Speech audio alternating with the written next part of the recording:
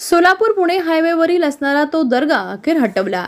सोलापूर पुणे महामार्गावर मोहोळ जवळील सावळेश्वर टोलनाक्याजवळ सावळेश्वर पाटी येथे रस्त्याच्या दुभाजकामध्ये काही वर्षापासून अनधिकृत छोटीशी मजार बनवण्यात आली होती, परंतु हळूहळू तीच मोठ्या दर्ग्यात रूपांतर झालं आणि अचानक तिथं बांधकाम ही करण्यात आलं। तो दर्गा हटवण्यात यावा यासाठी अनेक हिंदू संघटनांनी आंदोलने केली, विविध राजकीय पक्षांनी निवेदनही दिली।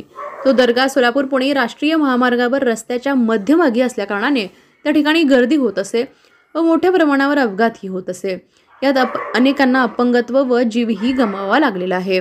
यातच काही दिवसांपूर्वी या रस्त्यावरून महाराष्ट्र नवनिर्माण विद्यार्थी सेना सोलापूर जिल्हाध्यक्ष राहुलराज सुर्वे पाटील जात असताना या अनधिकृत दर्ग्यासमोर भयंकर असा भीषण अपघात झाला व राहुलराज सुर्वे पाटील यांनी या अनधिकृत दर्ग्याचे फोटो काढत अतिक्रमणाची फेसबुक पोस्ट केली आहे। यापूर्वीही महाराष्ट्र नवनिर्माण सेना व राजसाहेब ठाकरे यांनी आपल्या सभेतून मुंबईच्या माहीमच्या समुद्र खडीतील अनधिकृत दर्ग्याचं व सांगलीतीलही अनधिकृत दर्ग्याचं व्हिडिओ दाखवून सरकारला धारेवर धरलं होतं। याचीच दखल घेत राज्य सरकारने ते अनधिकृत अतिक्रमण रात्रीत काढले। असंच महाराष्ट्र नवनिर्माण विद्यार्थी सेनेचे सोलापूर जिल्हाध्यक्ष राहुलराज सुर्वे पाटील यांनी या अनधिकृत अतिक्रमणाची काही दिवसांपूर्वी सोशल मीडियावर पोस्ट केली होती।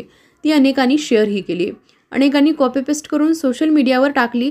त्यातच 2 दिवसापूर्वी राष्ट्रीय महामार्ग टोलनाका प्रशासनाकडून सावळेश्वर पाटीजवळील अनधिकृत अतिक्रमण असलेली मजार हटवण्यात आली आहे।